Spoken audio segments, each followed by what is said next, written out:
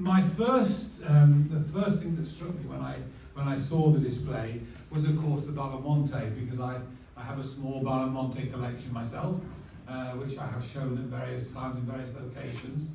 And the Balamonte fascinate me, and one of the things that suddenly struck me was my very Anglo-centric view of my collection. Okay, I'm collecting France, I've got all the Balamonte, but everything seemed to be relating to the European area, and in terms of Germany and Northern Europe, and letters into the UK. And it had never crossed my mind that there was so much material going to Spain. So again, that sort of challenged my internal prejudice a bit. I started looking at these things, and then I decided that they were all in the wrong collection and they should be in mine. Now, I have actually mentioned that to Eduardo already, and he's willing to sell, so that's another story. The other thing about the display today that I found fascinating was the chronology of what he's presented, showing how an airmail system has developed. And it was the vagaries and the danger that was involved in some of it. We look back now, I mean, a lot of what you described today has happened in my mother's lifetime.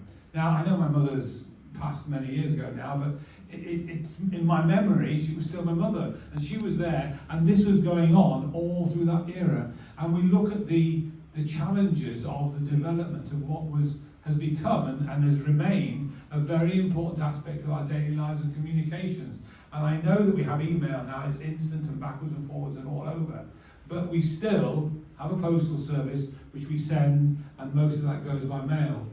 And the thing that fascinated me in looking at your records, and again it challenged me on so many levels, is that how quick it all happened.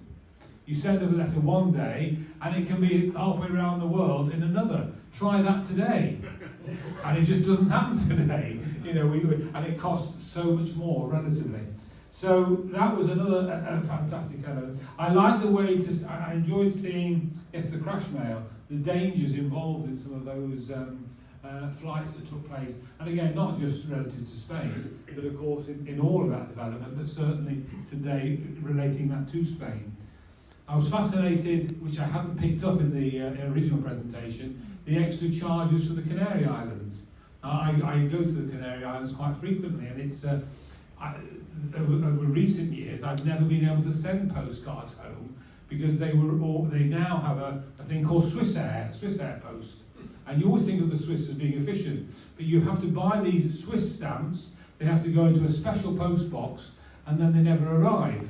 Where they go, I have no idea, but somewhere around, floating around somewhere in some waste paper bin, are my postcard that I sent home. But this year, when I was in Gran Canaria just a few weeks ago, I noticed that the post office, the post boxes, which have all been sealed up for many years, are now being produced in small scale in plastic, and shops are putting them outside. So the Canary Island mail seems to be back up and running.